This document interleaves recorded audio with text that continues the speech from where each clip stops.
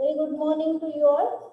So, in this class, today's class, financial accounting class, we are going to see the systems of accounting. Yes, so in the previous class, I already explained you what are the systems of accounting. There are mainly two systems are there, or we can say two methods of entering the transactions. Yes, so one is what? Single entry system and another one is double entry system.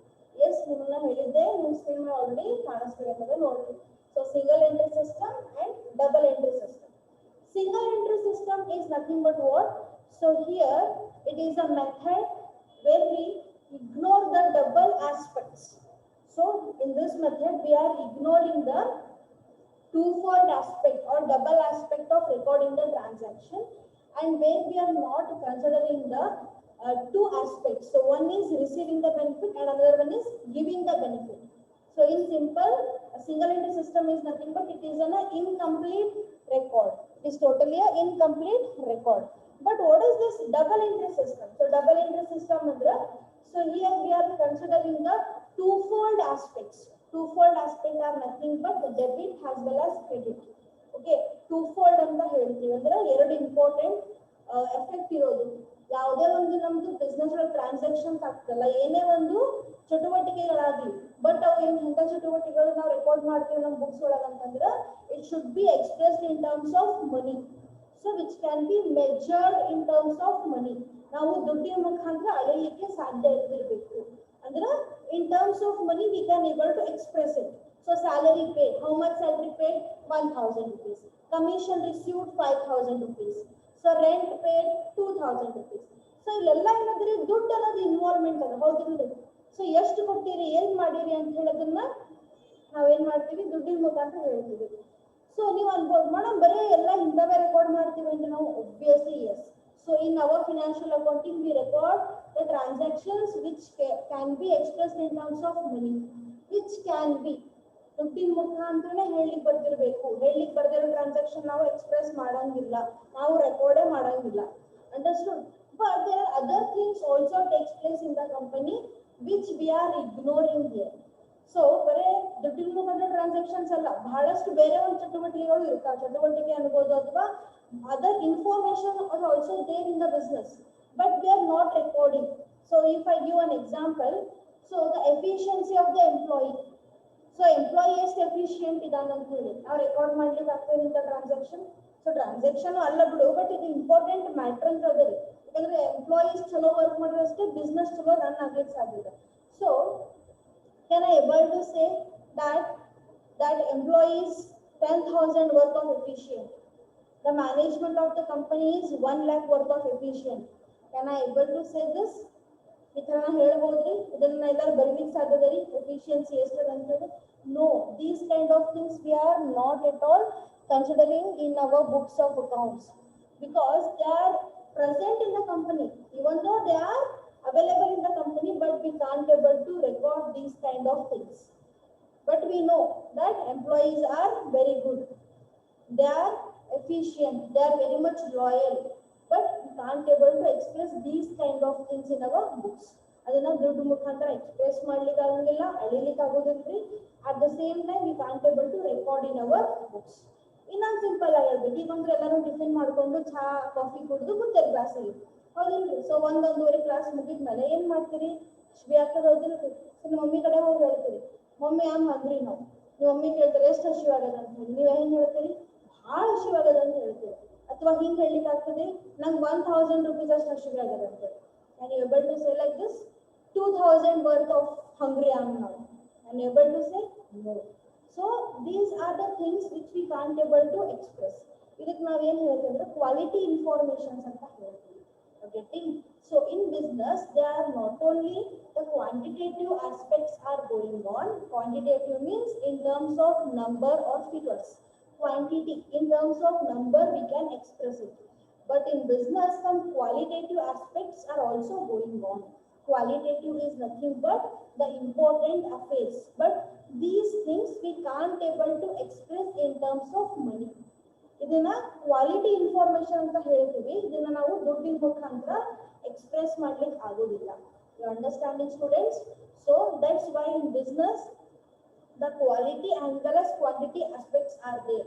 But in our accounts, we are considering purely the quantitative aspects. Quantitative are nothing but which can be expressed in terms of numbers. That is, which can be expressed in terms of money. ದುಡ್ಡಿನ ಮುಖಾಂತರ ನಮ್ಗೆ ಹೇಳಿಕ್ ಬರುವಂತದ್ದು. Okay, so that only we are recording in our double entry system. So in yesterday's class, I have explained you the single entry system. Yes, so single entry system ಬಗ್ಗೆ detail ಆಗಿ ನಿಮಗೆ ನಾನು explain ಮಾಡಿದ್ದೆ, ನೀವು ತಿಳ್ಕೊಂಡಿದ್ರಿ ಅಂತ ಅನ್ಕೋತೀನಿ. Just we will glance at once and later we'll move to our double entry system. Okay, so what is this single entry system? So it is also known as the incomplete accounting system. So single entry system ಅನ್ನು ನಾವು ಏನು ಹೇಳ್ತೀವಿ, incomplete ಅಂತ ಹೇಳ್ತೀವಿ. Incomplete ಎದಕ್ಕೆ ಹೇಳ್ತೀವಿ ಅಂದ್ರೆ ಇದ್ರೊಳಗೆ ನಮ್ಗೆ ಎಲ್ಲಾ ಮಾಹಿತಿ ಸಿಗುದಿಲ್ಲ. ಸೊ ಬಿಸ್ನೆಸ್ ನ ಏನೇನ್ ಚಟುವಟಿಕೆಗಳಾಗ್ತಾವಲ್ಲ ಎಲ್ಲಾ ಮಾಹಿತಿ ಸಿಗುದಿಲ್ಲ. ಅದ್ರ ಸಂಬಂಧ ನಾವು ಇದನ್ನ ಇನ್ಕಂಪ್ಲೀಟ್ ಅಂತ ಹೇಳ್ತೀವಿ. It is not a complete set, it is a incomplete system. Okay, and next is what? The accounting system which is not based on double entry system. So the accounting system which is not following the rules of double entry system. Double entry system with the rules ಏನು follow ಮಾಡಂಗಿಲ್ಲ. ಆ ತರ system ಅನ್ನು ನಾವೇನು ಹೇಳ್ತೀವಿ, single entry system. Okay, so the system which is not following the rules of double entry system, that will be called as single entry system. And this system maintains only personal accounts and cash book. So personal account is nothing but the accounts which are related to the parties of the company. So ಇದಕ್ಕೆ ವ್ಯಕ್ತಿಗತ ಅಂತ ನಾವು ಹೇಳ್ಬೋದು. ಅಂದ್ರೆ ಒಂದು ವ್ಯಕ್ತಿಗೆ ಸಂಬಂಧಪಟ್ಟಿರುವಂತದ್ದು, ಒಂದು organisation ಸಂಬಂಧಪಟ್ಟಿರುವಂತದ್ದು ಅಂತ ಬುಕ್ಸ್ ಅಷ್ಟೇ ಏನ್ ಮಾಡ್ತಾರೆ, ಅವರು ಮೇಂಟೈನ್ ಮಾಡ್ತಾರೆ. ಬಟ್ ನಮ್ ಬಿಸ್ನೆಸ್ ಒಳಗೆ ಅಷ್ಟೇ ಆಗ್ತಾವೇನ್ರಿ, ನಾವು ಭಾಳ ಬೇರೆ ಟ್ರಾನ್ಸಾಕ್ಷನ್ಸ್ ಆಗ್ತಾವ. ನಾವು ಸ್ಯಾಲ್ರಿ ರಿಸೀವ್ ಮಾಡ್ಕೋತೀವಿ, ಕಮಿಷನ್ ರಿಸೀವ್ ಮಾಡ್ಕೋತೀವಿ. ಸೊ ಅದ್ರಾಗ ಔಟ್ಸ್ಟ್ಯಾಂಡಿಂಗ್ ಅಂತ ಆಗ್ತಾವ. ಔಟ್ಸ್ಟ್ಯಾಂಡಿಂಗ್ ಅಂದ್ರೆ ಬಾಕಿ. ಈಗ ನಿಮ್ಮ ಹತ್ರ ಇಬ್ರು ಎಂಪ್ಲಾಯೀಸ್ ಗಾರ ತಿಳ್ಕೊತೀನಿ ಬಿಸ್ನೆಸ್ ಒಳಗ. ನಿಮ್ದೊಂದು ಬಿಸ್ನೆಸ್ ಅದ, ನಿಮ್ ಬಿಸ್ನೆಸ್ ದಾಗ ಇಬ್ರು ಎಂಪ್ಲಾಯೀಸ್ ವರ್ಕ್ ಮಾಡ್ತಾರೆ, ಎ ಅಂಡ್ ಬಿ. ಅವ್ರಿಗೆ ನೀವು 10,000 ರೂಪಾಯಿ ಸ್ಯಾಲ್ರಿ ಫಿಕ್ಸ್ ಮಾಡಿದ್ರಿ ಪರ್ ಮಂತ್. ಸೊ ನೀವೇನ್ ಮಾಡ್ತೀರಿ, ಒಂದ್ ಸ್ವಲ್ಪ ಏನೋ ದುಡ್ಡು ಶಾರ್ಟೇಜ್ ಆಯ್ತು, ಅವ್ರಿಗೆ ಏನ್ ಮಾಡಿದ್ರಿ, ಆ ಮಂತ್ದ್ದು 8,000 ಅಷ್ಟೇ ಪೇ ಮಾಡಿದ್ರಿ. ಅಂದ್ರೆ ಇನ್ನ ಎಷ್ಟು ಪೇ ಮಾಡ್ಬೇಕಾಯ್ತು, ಇನ್ನ 2,000 ರೂಪಾಯಿ ಪೇ ಮಾಡ್ಬೇಕು. 10,000 ರೂಪಾಯಿ ಟೋಟಲ್ ಸ್ಯಾಲ್ರಿ ಅದ ರೀ. ಅವ್ರಿಗೆ ಎಷ್ಟು ಪೇ ಮಾಡಿರಿ ಆ ಪರ್ಟಿಕ್ಯುಲರ್ ಮಂತ್ ಅಂದ್ರೆ only 8,000 you have pay. So still how much amount you need to pay? 2,000 per employee. That is for A 2,000, for B 2,000. Yes, ಇದು ಏನ್ ಬಾಕಿ ಉಳಿದದಲ್ಲ, ದುಡ್ಡು ಕೊಡ್ಬೇಕಲ್ಲ ಇನ್ನ, ಅದಕ್ಕೆ ಏನ್ ಹೇಳ್ತಾರೆ, ಔಟ್ಸ್ಟ್ಯಾಂಡಿಂಗ್ ಅಂತ ಹೇಳಿ. ಸೊ ಇಂಥ ಔಟ್ಸ್ಟ್ಯಾಂಡಿಂಗ್ ಅಂತ ಏನ್ ಟ್ರಾನ್ಸಾಕ್ಷನ್ಸ್ ಇರ್ತಾವಲ್ಲ, ಇದನ್ನ ಸಿಂಗಲ್ ಎಂಟ್ರಿ ಒಳಗೆ ಕನ್ಸಿಡರ್ ಮಾಡುವುದಿಲ್ಲ. ಸಿಂಗಲ್ ಎಂಟ್ರಿ ಸಿಸ್ಟಮ್ ನಾಗ ಈ ತರದನ್ನ ಕನ್ಸಿಡರ್ ಮಾಡಲ್ಲ. ಸೊ ಅಂತ ಕನ್ಸಿಡರ್ ಮಾಡಂಗಿಲ್ಲ ಅಂದ್ರೆ ಫಾಯ್ದಾ ಏನ್ ಬಂತ್ರಿ, ನಮ್ ಬಿಸ್ನೆಸ್ ನಾಗ ಎಲ್ಲಾ ತರದ ಟ್ರಾನ್ಸಾಕ್ಷನ್ಸ್ ಆಗ್ತಾವ, ಹೌದಿಲ್ರಿ? ಎಲ್ಲಾ ತರದ್ದು ಚಟುವಟಿಕೆಗಳು ನಡೀತಾವೆ, ನಾವು ಎಲ್ಲಾ ತರದ್ದನ್ನು ಕನ್ಸಿಡರ್ ಮಾಡ್ಬೇಕು. ಬಟ್ ಸಿಂಗಲ್ ಎಂಟ್ರಿ ಸಿಸ್ಟಮ್ ನಾಗ ಇದನ್ನ ಇಗ್ನೋರ್ ಮಾಡ್ತಾರೆ. They are not considering, but they are considering purely the cash related transactions. Okay, next point is what? It is maintaining only cash book. So in cash book they are recording purely the cash transactions. So cash transactions are nothing but the transactions which are taking place and where only the money involvement is there. ದುಡ್ಡಿಂದು ಅವಶ್ಯಕತೆ ಇರ್ತದೆ ಅಲ್ಲಿ, only the involvement of money. That means there are transactions which are taking place in non-cash basis also. Non-cash base ಅಂದ್ರೆ credit base ಅಂತ ಹೇಳ್ತಾರೆ. Accrual transactions, non-cash. So non-cash ಅಂದ್ರೆ ಏನ್ರಿ, ಮತ್ತೆ ದುಡ್ಡು ಕೊಡಲ್ಲ ಏನ್ರಿ ಮಾಡಕ್ ದುಡ್ಡು ಕೊಡಂಗಿಲ್ಲ, ಬಟ್ ದುಡ್ಡು ಕೊಡ್ತೀವಿ ಅಂತ ಪ್ರಾಮಿಸ್ ಮಾಡ್ತಾರೆ. You understanding? ದುಡ್ಡು ಕೊಡಂಗಿಲ್ಲ ಇಮಿಡಿಯೇಟ್ಲಿ, ಬಟ್ ದುಡ್ಡು ಕೊಡ್ತೀವಿ ಅಂತ ಪ್ರಾಮಿಸ್ ಮಾಡಿ ಆಮೇಲೆ ದುಡ್ಡು ಕೊಡ್ತಾರೆ. ಒಂದು ಎಕ್ಸಾಂಪಲ್ ಕೊಡ್ಬೇಕಂದ್ರೆ, ನಿಮ್ಮ ನಿತ್ಯ ಕಿರಾಣಿ ಅಂಗಡಿ ಇರ್ತಾವ, ಹೌದಿಲ್ರಿ? ಸೊ ನೀವು ಬಹಳ ದಿವಸದಿಂದ ಅಲ್ಲೇ ಇರ್ತೀರಿ, ನಿಮ್ ಏರಿಯಾ ಒಳಗೆ ಇದೆ. ಸೊ ನಿಮ್ ಚಲೋ ಒಂದು ರಿಲೇಷನ್ ಇರ್ತದೆ. ಸೊ ನೀವ್ ಏನಾರು ತಗೊಂಡ್ ಬರ್ತೀರಿ, ಏನಾರು ದುಡ್ಡು ಶಾರ್ಟೇಜ್ ಬಿತ್ತು, ಏನೋ ಒಂದು ಐಟಮ್ ನಿಮ್ ಮನೆಗೆ ತಗೊಂಡ್ ಬರ್ತೀರಿ, ಮಮ್ಮಿ ಹೇಳ್ತಾರೆ ಅವಲಕ್ಕಿ ತಗೊಂಡ್ ಬಾ, ಬಿಸ್ಕೆಟ್ ತಗೊಂಡ್ ಬಾ ಅಂತ. ಸೊ ತಗೊಂಡ್ ಬರ್ತೀರಿ, ಒಂದ್ ಸ್ವಲ್ಪ ದುಡ್ಡು ಶಾರ್ಟೇಜ್ ಬಿದ್ದವ್ರಿಗೆ ಏನ್ ಹೇಳ್ತೀರಿ, ಆಮೇಲೆ ತಂದು ಕೊಡ್ತೀವಿ ಅಂತ. ಓಕೆ ಅಂತ ಹೇಳ್ತಾರೆ ಅವ್ರು, ಹೌದಿಲ್ಲ? ಇಲ್ಲಾಂದ್ರೆ ಒಬ್ಬೊಬ್ರು ಏನ್ ಮಾಡ್ತಾರೆ, ಎಲ್ಲಾ ಸಾಮಾನು ತಗೊಂಡ್ ಬರ್ತಾರ, ಮಂತ್ ಎಂಡಿಗೆ ಹೋಗಿ ಪೇ ಮಾಡ್ಬರ್ತಾರೆ, ಅದ್ರೊಳಗಡೆ ಲಿಸ್ಟ್ ಬರೆಸ್ತಾರೆ. ಎಸ್, ಸೊ ಇದಕ್ಕೆ ಏನ್ ಹೇಳ್ತಾರೆ, ಉದ್ರಿ ವ್ಯವಹಾರ ಅಂತ ಹೇಳ್ತಾರೆ. ಉದ್ರಿ ವ್ಯವಹಾರ ಇದಕ್ಕೆ ಏನ್ ಹೇಳ್ತೀವಿ ಅಂದ್ರೆ credit transactions. That means here there is no cash involvement for the particular period. ಈಗ ಹೋಗಿ ನೀವು ಒಂದು ಬಿಸ್ಕೆಟ್ ಪ್ಯಾಕೆಟ್ ತಗೊಂಡ್ ಬಂದ್ರಿ, ಏನ್ ಹೇಳ್ತೀರಿ, ಅದ್ರ ಹಚ್ಕೋರಿ, ಬಿಸ್ಕೊಳಕ್ ಹಚ್ಕೋರಿ, ನಾವು ತಗೊಂಡಿವಿ ಅಂತ ಹೇಳಿ ನಾವು ಆಮೇಲೆ ಪೇ ಮಾಡ್ತೀವಿ ಅಂತ. ಈಗ ಆಮೇಲೆ ಪೇ ಮಾಡ್ತೀವಿ ಅಂದ್ರೆ ಏನಾಯ್ತು ಅರ್ಥ? So for particular 1 month you are making various transactions. At the end of that month, you are going to make the payment. So this is called as what? Credit transactions. In business also it happens. Business naga raw materials anta purchase ಮಾಡ್ತಾರೆ. Okay, business naga raw materials purchase ಮಾಡ್ತಾರೆ. Okay, ಅವಾಗ ಏನ್ ಮಾಡ್ತಾರೆ? Immediately company ಹತ್ರ ಅಷ್ಟು ದುಡ್ಡು ಇರಂಗಿಲ್ಲ, ಅಲ್ಲೆಂದು ಲಕ್ಷಗಟ್ಟಲೆ ಆಗ್ತದೆ. So 1 lakh, 2 lakh, 5 lakh. So immediately ದುಡ್ಡು ಇರಂಗಿಲ್ಲ ಕಂಪನಿ ಹತ್ರ ದುಡ್ಡು ಕೊಡೋಕೆ. ಅವ್ರು ಏನ್ ಮಾಡ್ತಾರೆ? They are paying the part payment. Okay, so ಈಗ raw materials ನ ಪರ್ಚೇಸ್ ಮಾಡಿವಿ ಅಂತ ತಿಳ್ಕೊಂಡು ನಾನು ಬಿಸ್ನೆಸ್ ನ ಪರ್ಚೇಸ್ ಮಾಡೀನಿ 1 ಲಕ್ಷ ರೂಪಾಯಿ ಅಷ್ಟು. ನಾ ಈಗ ಸದ್ಯ ಏನ್ ಪೇ ಮಾಡ್ತೀನಿ ಅವರಿಗೆ? 1 ಲಕ್ಷ ಪೇ ಮಾಡಕ್ ನನಗೆ ಆಗಲ್ಲ. ನಾ ಅದಕ್ಕೆ ಅವ್ರಿಗೆ ರಿಕ್ವೆಸ್ಟ್ ಮಾಡಿ ಏನ್ ಹೇಳ್ತೀನಿ? ನಾ ಈಗ ನಿಮ್ಗೆ ಬರೀ 20,000 ಪೇ ಮಾಡ್ತೀನಿ ಅಂತ ಹೇಳ್ತೀನಿ. So still how much I have to pay? Still 80,000. So 80,000 ನಾ ಪೇ ಮಾಡ್ತೀನಿ ಅಂತ ಅವರಿಗೆ ಪ್ರಾಮಿಸ್ ಮಾಡ್ತೀನಿ. ಓಕೆ, ಇನ್ನ 80,000 ಪೇ ಮಾಡ್ತೀನಿ ಅಂತ ಪ್ರಾಮಿಸ್ ಮಾಡಿ ಯಾವಾಗ ನಂದು ಗೂಡ್ಸ್ ಮಾರಾಟ ಆಗ್ತಾವ ನನಗೆ ಅವಾಗ ದುಡ್ಡು ಬರ್ತದಲ್ಲ, ಅವಾಗ ನಾ ಏನ್ ಮಾಡ್ತೀನಿ ಅವರಿಗೆ ವಾಪಸ್ 80,000 rupees ಪೇಮೆಂಟ್ ಮಾಡ್ತೀನಿ. You understanding this point?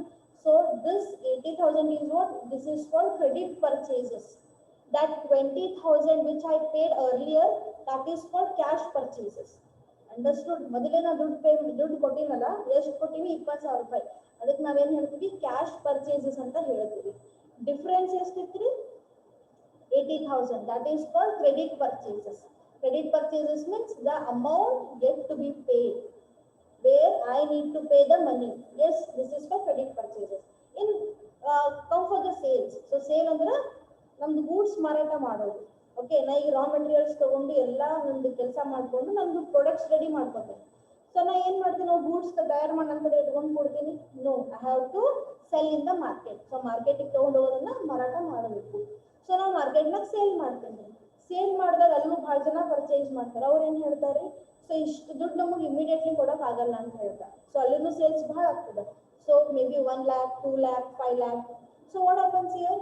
Some goods are sold on the basis of cash and some on the basis of credit. Okay, ಅಲ್ಲಿನೂ ಕ್ಯಾಶ್ ಅಥವಾ ವ್ಯವಹಾರ ಅಥವಾ ಉದ್ರಿ ವ್ಯವಹಾರನೂ ಆಗ್ತಾವ್ರಿ. ಓಕೆ, ಹಣನೂ ಕೊಡ್ತಾರೆ, ಇನ್ನು ಉದ್ರಿ ತಗೊಂಡು ಹೋಗ್ತಾರೆ. ಬಟ್ ನಾವು ಸ್ವಲ್ಪ ಗ್ಯಾರಂಟಿ ಇಟ್ಟು ಅಂತವ್ರಿಗೆ ಗೂಡ್ಸ್ ಅನ್ನ ಕೊಡ್ತೀವಿ. ಸೊ ಈಗ 1 ಲಕ್ಷ ರೂಪಾಯಿ ಅದೇ ಎಕ್ಸಾಂಪಲ್ ತಗೊಂಡ್ರೆ ಇಲ್ಲಿ ನಾವು ಒಬ್ಬ ಬಂದು ಪರ್ಚೇಸ್ ಮಾಡ್ಕೊತಾನೆ ನನ್ನ ಕಡೆಯಿಂದ. So for me it is a sale. Okay, ಈಗ ನಾ ಸೇಲ್ ಮಾಡ್ಲೇಬೇಕು. So for me it is a sales. I am selling here, and what he is saying, as of now I am having only 30,000. I am going to pay you 30,000 only. So remaining 70,000 rupees I will pay later. Okay, I said yes. And 30,000 I am selling the goods on the basis of cash. Remaining 70,000 is credit sales. Credit sales is nothing but the sales which are happened, but where cash is not involved. ಇದಕ್ಕೆ ಉದ್ರಿ ಮಾರಾಟ ಅಂತ ಹೇಳ್ತಾರೆ. So ಅಂದ್ರೆ ಅವ ನಾನು 70,000 ದಿನ ಕೊಡಬೇಕು, ಅದು ನನ್ನ ಅಸೆಟ್ ರೀ. ಅದು ನಂದು ಅಸೆಟ್ ಅಂತ ಹೇಳ್ತಾರೆ. ಅಸೆಟ್ ಅಂದ್ರೆ ನನ್ನ ಆಸ್ತಿ. ಅವ ನಂಗೆ ದುಡ್ಡು ಕೊಡ್ಬೇಕಲ್ಲ, ನನ್ ದುಡ್ಡು ಬರಬೇಕು, ಅದು ನಂದದ. So it's my business amount. So he has to pay. That is asset to my business. At the same time, I need to pay to the raw materials also, the raw material supplier. How much I need to pay here? 80,000. That is my liability. ನಂದು ಹೊಣೆಗಾರಿಕೆ ಅದು. ನಾವು ನಿಮಗೆ pay ಮಾಡಬೇಕು. ಹೌದು, ನನ್ನ responsibility. ನನ್ನ ಮೈ ಮೇಲೆ ತಗೊಂಡಿದ್ದೇನೆ ನಾ. ನೀವು ಕಾಳಜಿ ಮಾಡಬೇಡ್ರಿ, ನನ್ನ ದುಡ್ಡು ಬಂದ್ಮೇಲೆ ನಿಮಗೆ 80,000 rupees ನಾ ವಾಪಸ್ ಕೊಡ್ತೀನಿ ಅಂತ ಹೇಳಿ. ಯಾಕಂದ್ರೆ ರಾ ಮೆಟೀರಿಯಲ್ಸ್ ಅವ್ನು ಸಪ್ಲೈ ಮಾಡಿದ್ದಾನೆ ನಾನು. ಸೊ ಅವನಿಗೆ ನಾ 80,000 rupees ಪೇ ಮಾಡಬೇಕು. Understanding? This is the same scenario which is going on in practical situation. Business ಒಳಗೆ ಈ ಥರನೇ ಆಗ್ತದೆ. So here in single entry system, these credit transactions are ignored. They are not considered. They are purely considering the cash transaction. Understood? Okay. Next is what?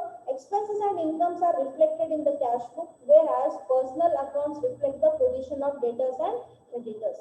So to some extent, they are maintaining the debtors and creditors book. So even ಉದ್ರಿ ಮಾರಾಟ ಮಾಡಿ ಅಂತ ಹೇಳಿದ್ರಲ್ಲ, ನಾ ಯಾರಿಗೆ ದುಡ್ಡು ಕೊಡ್ಬೇಕಲ್ಲ, ಅವ್ರೇನ ನನಗೆ ಏನಾಗ್ತಾರೆ? ಕ್ರೆಡಿಟರ್ ಆಗ್ತಾರೆ. ನಾನು ರಾ ಮೆಟೀರಿಯಲ್ ಸಪ್ಲೈಗೆ ದುಡ್ಡು ಕೊಡಬೇಕು, ಅವ ನನಗೆ ಏನಾಗ್ತಾನೆ? ಕ್ರೆಡಿಟರ್ ಆಗ್ತಾನೆ. Creditor is nothing but he is the supplier of the raw material to me on the credit basis. And who is debtor here? Debtor means to whom I have sold the goods on credit basis. ಇಲ್ಲಿ ನಾ 1 ಲಕ್ಷ ರೂಪಾಯಿ ಮಾರಿದ್ದೆ, ಅದರೊಳಗ 20,000 ರೂಪಾಯಿ, ಸಾರಿ 30,000 ರೂಪಾಯಿ ನಾನು ಕೊಟ್ಟಿದ್ದೆ. ಇನ್ನ 70,000 ಏನಿತ್ತು ದುಡ್ಡು ರಿಸೀವ್ ಮಾಡ್ಕೋಬೇಕಾಗಿತ್ತು. ಹೌದಿಲ್ರಿ? That is the credit sales. So that person will be debtor to me. You are understanding? ಸೊ ನಾನು ಬಿಸ್ನೆಸ್ ಏನಾದ್ರು ಬೇರೆಯವರಿಗೆ ದುಡ್ಡು ಕೊಡ್ಬೇಕಾಗಿತ್ತು ಅಂತಂದ್ರೆ ಅವರು ಕ್ರೆಡಿಟರ್ ಅಂತ ಆಗ್ತಾರೆ. ಇಲ್ಲಿ ಬಿಸ್ನೆಸ್ ಇನ್ನೊಬ್ಬರ ಕಡೆ ದುಡ್ಡು ರಿಸೀವ್ ಮಾಡ್ಕೋಬೇಕಾಗಿತ್ತು ಅವ್ರು ಏನಾಗ್ತಾರೆ ಡೇಟರ್ ಅಂತ ಆಗ್ತಾರೆ. Okay, so that they are maintaining later. At last, it usually follow the cash basis of accounting. So whatever may be, but here the cash basis transactions are purely considered. Understood? So this is called as what? Single entry system. So single entry system is nothing but a system which purely considers the cash related transaction items, and it is not at all considering the twofold aspect. It ignores the double entry rules. Next we are moving to double entry system. Second important one. Okay, ನಿಮಗೆ ಅದಕ್ಕೆ ಒಂದು stress ಮಾಡಿ ಹೇಳಿದಕ್ಕೆ ಅಂದ್ರೆ first unit ನಮ್ಮ ಇದರ basis ಮೇಲೆ ಇದೆ, conversion of single entry into double entry system. So that's why you need to understand it clearly. So single entry ಅಂದ್ರೆ ಏನು, double entry ಅಂದ್ರೆ ಏನು, ಅದಕ್ಕೆ ನಿಮಗೆ ಪಕ್ಕಾ ತಿಳಿಬೇಕು. ಅದಕ್ಕೆ ನಿಮ್ಮನ್ನ ಸ್ಟ್ರೆಸ್ ಮಾಡಲೇಬೇಕು. ನಿಮ್ಗೆ ಎಲ್ಲಾದ್ರೂ ಡೌಟ್ಸ್ ಬಂದ್ರೆ ನನಗೆ ಕೇಳಿ, ಅಲ್ಲಿ ಚಾಟ್ ಬಾಕ್ಸ್ ನ ಹಾಕ್ರಿ, ಮೇಡಮ್ ಹಿಂಗೆ ನಮ್ಗೆ ತಿಳಿದಿಲ್ಲ ಇನ್ನೊಮ್ಮೆ ಹೇಳ್ರಿ, ಇನ್ನೊಂದು ಬೇರೆ ತರ ಹೇಳ್ರಿ ಅಂದ್ರೆ ನಾ ಬೇರೆ ತರನು ಹೇಳಕ್ ರೆಡಿ ಇದ್ದೀನಿ. You don't worry. But the thing is what you should get to know this. ನಿಮಗೆ ಅಲ್ಟಿಮೇಟ್ ಮನಿ ಇಂಟೆನ್ಷನ್ ನಿಮಗೆ ಅರ್ಥ ಆಗಬೇಕು. Okay, so have a look on the double entry system. See, the double entry system of accounting was developed in the 15th century. Yes, so 15th century ಆಗ double entry system ಅನ್ನು ತಗೊಂಡ್ರು. ಅದಕ್ಕಿಂತ ಮುಂಚೆ there was no any such accounting system. There was no any systematic accounting system. ಇದನ್ನ rules ಎಲ್ಲ invent ಮಾಡಿದ್ದು ತಗೊಂಡ್ ಯಾವಾಗಂದ್ರೆ 15th ಸೆಂಚುರಿನಾಗ ತಗೊಂಡ್ ಬಂದ್ರು. ಎಲ್ಲಿ ಸ್ಟಾರ್ಟ್ ಆಯ್ತು ಅಂದ್ರೆ in Italy by Luca Pacioli. So ಒಬ್ಬ ಪರ್ಸನ್ ಇದ್ದ ಲುಕಾಸ್ ಪ್ಯಾಸಿಯೋಲಿ ಅಂತ ಹೇಳಿ, ಅವ ಈ ಕಾನ್ಸೆಪ್ಟ್ ಅನ್ನ ತಗೊಂಡ್ ಬಂದ, ಡಬಲ್ ಎಂಟ್ರಿ ರೂಲ್ಸ್ ಅನ್ನ ತಗೊಂಡ್ ಬಂದ. And one more thing is what, for around 2 to 3 centuries double entry system was a part of maths only. और मैथमेटिशियंस ಡೆವಲಪ್ ಮಾಡಿದ್ರಲ್ಲ ಅದೆಲ್ಲ ಸ್ಟಾರ್ಟ್ ಮತ್ತು ಮ್ಯಾಥಮೆಟಿಕ್ಸ್ ಪಾರ್ಟ್ ಇತ್ತು. ಆಮೇಲೆ ಇದನ್ನ ಸ್ಕೋಪ್ ಸಿಕ್ಕಿ ಅಕೌಂಟಿಂಗ್ ಅನ್ನು ಸಪರೇಟ್ ಕಾನ್ಸೆಪ್ಟ್ ಅನ್ನ ಮಾಡಿದ್ರು. Okay, C under the system every transaction has 2 aspects. So under this system every transaction is having 2 aspects. 2 aspects ಅಂದ್ರೆ ಎರಡು ಥರದ್ದು ಎಫೆಕ್ಟ್ ಇರ್ತದೆ ಅಂತ ಹೇಳಿರ್ತಾರೆ. So aspects are nothing but the effects. Okay, so 2 types of effects we should consider in recording the transaction. So which are those? One is debit, another one is credit. So debit and credit. And at the time of recording the transaction, it is recorded once on the debit side, again on the credit side. So ಇಲ್ಲಿ ಏನೇ transactions ಆಗ್ತಾವಲ್ಲ ಅದನ್ನ ಏನ್ ಮಾಡ್ತೀವಿ, ಎರಡು ಕಡೆ record ಮಾಡ್ತೀವಿ. ಒಂದು debit side, ಇನ್ನೊಂದು ಕ್ರೆಡಿಟ್ ಸೈಡ್ ಅಂತ. Okay, so debit as well as credit. So receiving the benefit and giving the benefit. ಎರಡು ತರದ ನಾವು ಏನು ಮಾಡ್ತೀವಿ, ಕನ್ಸಿಡರ್ ಮಾಡ್ತೀವಿ. ಎರಡು ಟ್ರಾನ್ಸಾಕ್ಷನ್ಸ್ ಆಗ್ತವೆ. Understanding? Debit as well as credit. So ಎರಡು ಆಸ್ಪೆಕ್ಟ್ಸ್ ನ ಕನ್ಸಿಡರ್ ಮಾಡಬೇಕು. Next is what the double entry system has proved to be scientific and complete system of accounting followed by every enterprise and organization. So this double entry system is considered as what is totally scientific in nature. Scientific means what? It is totally proved. The proper system and prove madare. And it is totally a complete one. It considers all the aspects. It covers all the aspects of the company. So company ಒಳಗೆ ಆಗೋ ಎಲ್ಲ ಚಟುವಟಿಕೆಗಳನ್ನು consider ಮಾಡಿ ಅದನ್ನ ಏನು ಮಾಡ್ತಾರೆ, record ಮಾಡ್ತಾರೆ. And at the same time it is not only recorded on one side, it is recorded on 2 sides. One is debit, another is credit. Okay, so giving the benefit and receiving the benefit. Giving the benefit antanu helತೀವಿ, receiving the benefit ಅಂತ ಹೇಳ್ತೀವಿ. It depends upon the transaction. ಇದು receiving giving ಏನಿರ್ತದಲ್ಲ ಇದು depends upon the transaction ಇರ್ತದೆ. So transaction ಅಂದ್ರೆ it is nothing but the activity which is going on, but it should be expressed in terms of money. Transaction is nothing but the activity which should be expressed in terms of money. ದುಡ್ಡಿನ ಮುಖಾಂತರ ನಮಗ ಅಳಿಲಿಕ್ಕೆ ಬರ್ತಿರ್ಬೇಕು. Understood? So this is the difference. So single entry system means it is not following the rules of double entry system. It is totally incomplete record.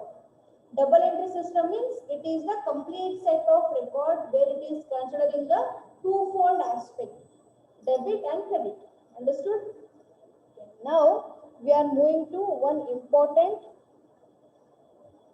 concept under the double entry system. So double entry system ಬಗ್ಗೆ ಇಷ್ಟೆಲ್ಲ ತಿಳ್ಕೊಂಡ್ರಿ. ಈಗ next ನಿಮಗೆ ನಾ ಏನು ಹೇಳೋದು ಅಂತಂದ್ರೆ double entry system ಅದು ನಿಮಗೆ ರೂಲ್ಸ್ ಹೇಳ್ತೀನಿ. Okay, so before that, so mainly the double entry system rules are given under two different system. ಇಲ್ಲಿ ಎರಡು ಸಿಸ್ಟಮ್ ಬರ್ತವೆ. ಒಂದು ಏನು ಹೇಳ್ತಾರೆ ಇಂಗ್ಲಿಷ್ ಸಿಸ್ಟಮ್ ಅಂತ ಹೇಳ್ತಾರೆ, ಇನ್ನೊಂದು American system. So one is English system, another one is American system. Okay, so now actually ಎಲ್ಲ follow ಮಾಡ್ತಿದ್ದು ಇಂಗ್ಲಿಷ್ ಸಿಸ್ಟಮ್. ಇಲ್ಲಿ ಇಂಡಿಯಾನಾಗೂ ಇಂಗ್ಲಿಷ್ ಸಿಸ್ಟಮ್ ಫಾಲೋ ಮಾಡ್ತೀವಿ. Okay, but according to NCERT syllabus, which you people have learned in the PUC, are following the American system. Yes, understanding? So ಅಲ್ಲಿ ನೀವು follow ಮಾಡಲಿಕ್ಕೆ NCERT syllabus ಆಗಿದ್ರಿಂದ ನೀವೇನು follow ಮಾಡಲಿರ್ತೀರಿ, American system ಅನ್ನ follow ಮಾಡಲಿರ್ತೀರಿ. ನಾವಿಲ್ಲಿ Indian system English system ಅನ್ನ ನಾವು India ಒಳಗ ಫಾಲೋ ಮಾಡ್ತೀವಿ. Okay, so what is this madam, ಏನ್ ಡಿಫರೆನ್ಸ್ ಒಳಗ ಅಂತಂದ್ರೆ here according to English system the double entry system is having 3 different accounts. So according to English system ಇದನ್ನ note down ಮಾಡ್ಕೋಬೇಕು. ಈಗ ಹೇಳಿರ್ತೀನಿ ಅವನ್ನೆಲ್ಲ ಸ್ವಲ್ಪ ಬರ್ಕೊಳ್ಳಿ. ಇಲ್ಲಿ ಸ್ಲೈಡ್ಸ್ ಎಲ್ಲ ಇದಾವೆ, ಒಂದು ಸ್ವಲ್ಪ ಇನ್ಫಾರ್ಮೇಶನ್ ನೋಡಿ ಎಕ್ಸ್ಪ್ಲನೇಷನ್ ಕೇಳ್ತಾನು ಅವನ್ನ ಬರಿತಾ ಹೋಗ್ಬೇಕು. Okay, so according to English system the accounts have been divided into three accounts. So ಮೂರು ತರದ್ದು ಅಕೌಂಟ್ಸ್ ಆಗಿ ವಿಂಗಡಣೆ ಮಾಡಿದ್ದಾರೆ. So first one is what? Personal account, next is real account, and last is nominal account. You're getting 3 accounts. So first is personal, next is real, and last is nominal account. Okay, so personal account is nothing but what? Personal account is nothing but what? So here we are going to record the transactions related to the party. Okay, so ಇದಕ್ಕೆ ವ್ಯಕ್ತಿಗತ ಅಂತ ನಿಮ್ಮನ್ನ ಹೇಳಿದ್ದಾರೆ. So personal accounts are nothing but the accounts which we are considering for our recording.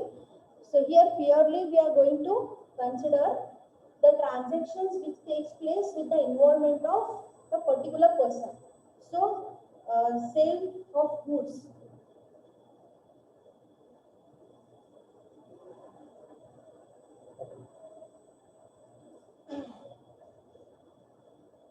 So here, so personal account ನಾವು ಏನು ಮಾಡ್ತೀವಿ ಅಂತಂದ್ರೆ where we are considering the transactions related to the parties. So person ಅಂದ್ರೆ person ಒಂದು ಮುಖಾಂತರ ಆಗಿರುವಂತ transaction. So debtor and creditor ಅಂತ ನಾನು ಆಗಲೇ ಹೇಳಿದೆ, ಅಂದ್ರೆ ಇಲ್ಲಿ sold goods to Mr. A, purchased goods from Mr. B. Mr. A invested money into the business. Mr. C has drawn money from the business. So ಇಲ್ಲಿ person ಗೆ ಸಂಬಂಧಪಟ್ಟಿದಂತ ನಾವು ಏನ್ ಮಾಡ್ತೀವಿ, ಅಕೌಂಟ್ಸ್ ಅನ್ನ ಕನ್ಸಿಡರ್ ಮಾಡ್ತೀವಿ. ಪರ್ಸನ್ ಗೆ ಸಂಬಂಧ ಬರಬೇಕು. Okay, so where in the transaction you are finding some person name, so ಆ ತರದ ಟ್ರಾನ್ಸಾಕ್ಷನ್ ನಾವು ಇಲ್ಲಿ ಕನ್ಸಿಡರ್ ಮಾಡ್ತೀವಿ. Understanding or not? So personal account means where there is the involvement of particular one person.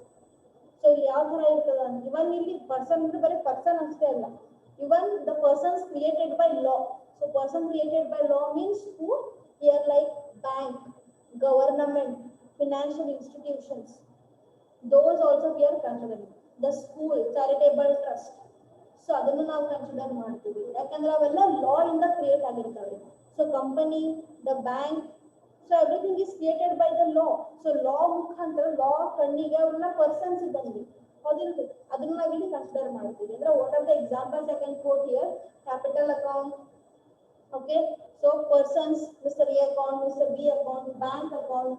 So like this, there are some accounts which are involvement of the person. The person ಅಂತ ಹೇಳಿ ನಾವು consider ಮಾಡ್ತೀವಲ್ಲ, ಆ ತರದ accounts ಅನ್ನ ಇಲ್ಲಿ consider ಮಾಡ್ತೀವಿ. ಅದಕ್ಕೆ ಪರ್ಸನಲ್ ಅಕೌಂಟ್ಸ್ ಅಂತ ಹೇಳ್ತಾರೆ.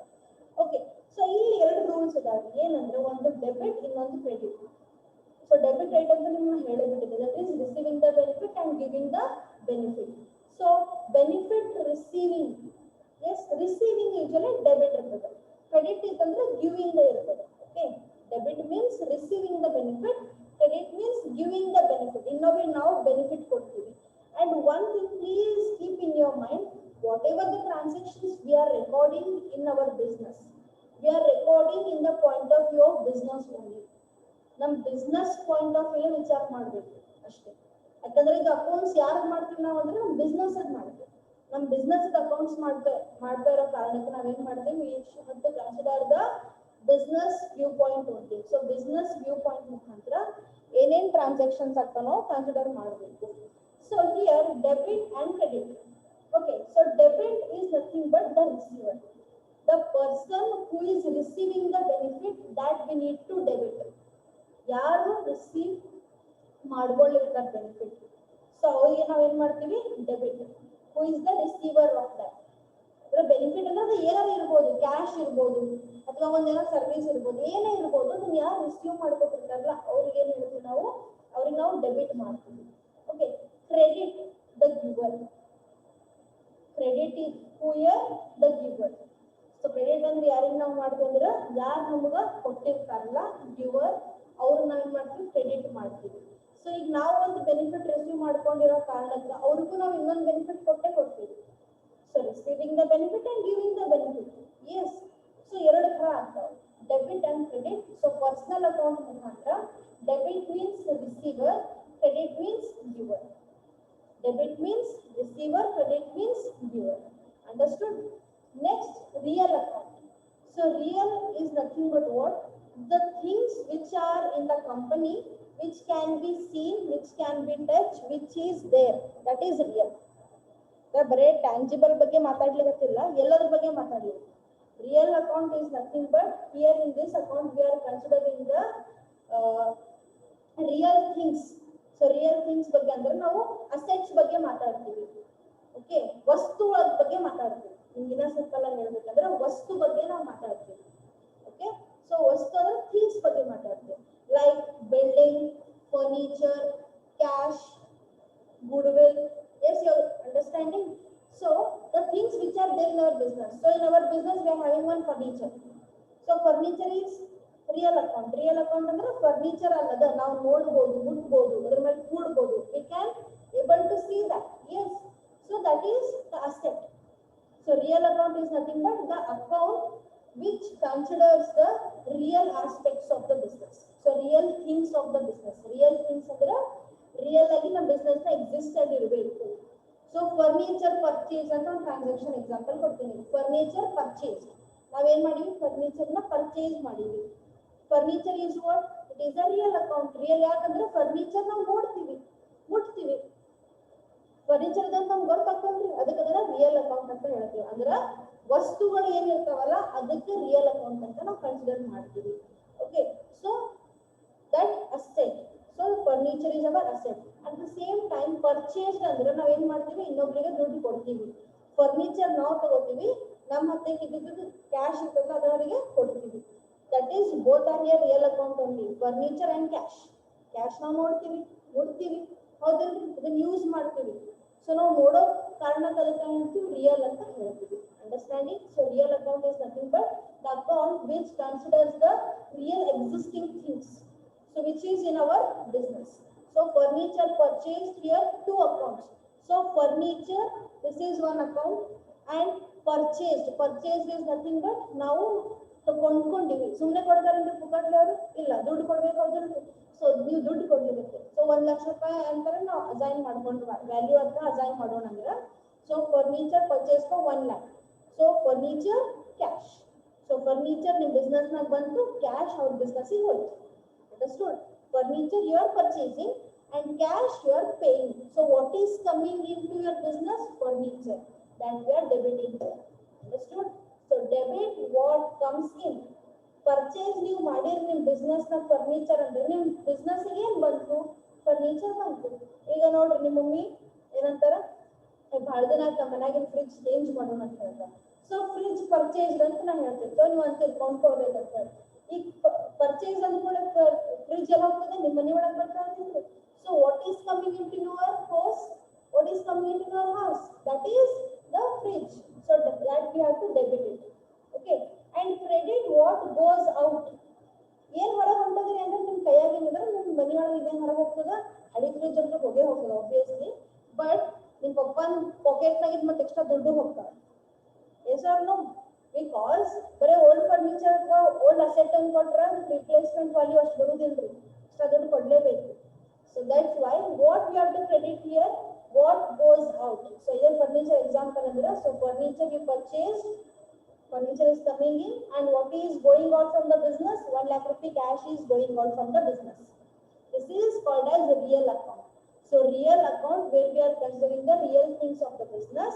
ಇಲ್ಲಿ rules ಹೆಂಗ apply to debit credit ಅಂದ್ರೆ debit what comes in debit what is coming into the business furniture is coming into the business credit what goes out.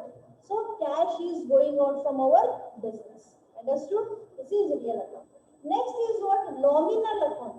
Nominal is nothing but so ಇಲ್ಲಿ ಎರಡು category ಒಳಗೆ ಏನು ಬರಂಗಿಲ್ಲಲ್ಲ ಅವೆಲ್ಲ ಇಲ್ಲಿ ಬರ್ತವೆ ಗೊತ್ತಾಗಿದ್ರಿ so ಎಲ್ಲಿ ಪರ್ಸನಲ್ ಅಕೌಂಟ್ ರಿಯಲ್ ಅಕೌಂಟ್ ಏನು ಸಂಬಂಧ ಬರದೇ ಇರೋಂಥ ಟ್ರಾನ್ಸಾಕ್ಷನ್ಸ್ ನಾಮಿನಲ್ ಬರ್ತದೆ so nominal account is nothing but so here we are going to consider the some other transactions of the company like salary, commission, rent, interest, dividend, etc. So salary paid, rent paid, commission received, interest received, dividend received, stationery paid.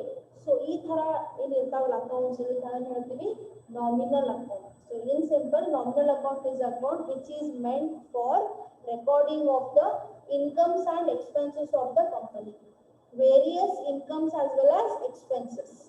Okay, so incomes expenses business na ಆಗ್ತಾವಲ್ಲ ಆ ತರ transaction record ಮಾಡ್ಲಿಕ್ಕೆ nominal account ಅದ understanding students so ಆ ತರ ಅದೆಲ್ಲ ಅಲ್ಲಿ ನಾವೇನ್ ಮಾಡ್ತೀವಿ ನಾಮಿನಲ್ ಅಕೌಂಟ್ ಅನ್ನ ಮೇಂಟೈನ್ ಮಾಡ್ತೀವಿ ಇದು ರೂಲ್ಸ್ ಏನದ ನೋಡ್ರಿ debit credit debit all expenses and losses debit ಏನ್ ಮಾಡ್ಬೇಕಂದ್ರೆ ಆಲ್ ಎಕ್ಸ್ಪೆನ್ಸಸ್ ಅಂಡ್ ಲಾಸಸ್ ನಮ್ಮ business na aguanta expenses expense is nothing but the work we are taking so salary is an expense because we are taking the work from the employees and we are paying the salary to them employees ಕಡೆ ನಾವು ಏನು ಮಾಡ್ತೀವಿ work ತಗೋತೀವಿ ಅವರಿಗೆ ದುಡ್ಡು ಕೊಡ್ತೀವಿ ಹೌದೇನ್ರಿ rent paid rent ಕೊಡ್ತೀವಿ ಮನೆಗೆ ಬಾಡಿಗೆ ಕೊಡ್ತೀವಿ ಸೊ ಈಗ ನಂದು ಬಿಸ್ನೆಸ್ ಒಂದು ರೂಮ್ ಒಳಗ ನಾನು ಸದ್ಯ ಒಂದು ಮಾಡ್ಕೊಂಡಿನಿ ಆ ರೂಮ್ಗೆ ರೆಂಟ್ ಪೇ ಮಾಡ್ತೀನಿ 1000 rupees ಎದಕ್ಕೆ ಪೇ ಮಾಡ್ತೀನಿ ಅಂದ್ರೆ because I have used this I use this particular room yes for my business ಅದಕ್ಕೆ ನಾನು ಬಾಡಿಗೆ ಕೊಡ್ತೀನಿ ರೆಂಟ್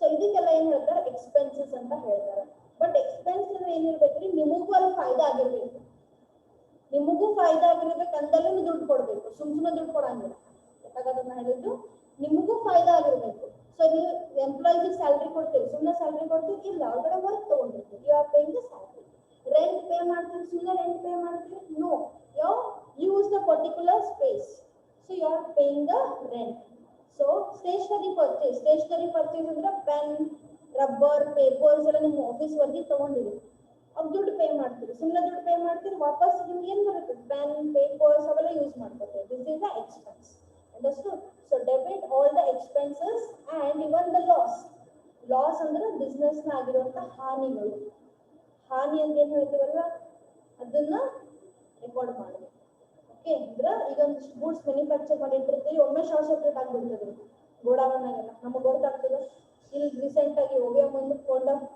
ಶೋರೂಮ್ ಒಂದು ಶಾರ್ಟ್ ಸರ್ಕ್ಯೂಟ್ ಆಗಿ ಅರ್ಧ ಎಲ್ಲ ಬರ್ನ್ ಆಗೋದು ಹೌದಿಲ್ರಿ ಅದೇನ್ ಗೊತ್ತಿರ್ತದೆ ಅದು ಲಾಸ್ ಅಂದ್ರೆ ಆಯ್ತಲ್ರಿ so that is consider the loss so this will also come under the nominal account so debit ಏನ್ ಮಾಡ್ತೀವಿ ನಾಮಿನಲ್ ಅಕೌಂಟ್ ನಾಗ all the expenses and losses okay credit ಏನ್ ಮಾಡ್ತೀವಿ all incomes and gains so expenses opposite ಇರ್ತದೆ incomes ಅಂತ ಇರ್ತದೆ income ಅಂದ್ರೆ ನಮಗ ಬರುವಂತದ್ದು ನಮ್ಮ ಬಿಸ್ನೆಸ್ಸಿಗೆ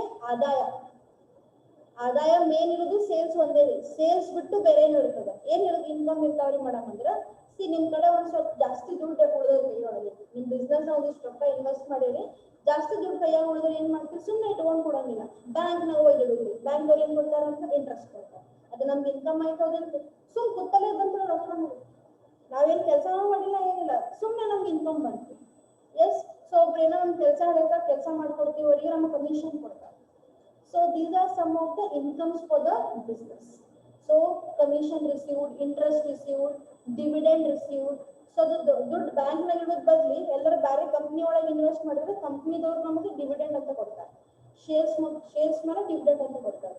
ಸೊ ಅವೆಲ್ಲ ನಮಗೆ ಇನ್ಕಮ್ ಆಗ್ತದೆ. Okay, so that we have to credit it. I'm getting students?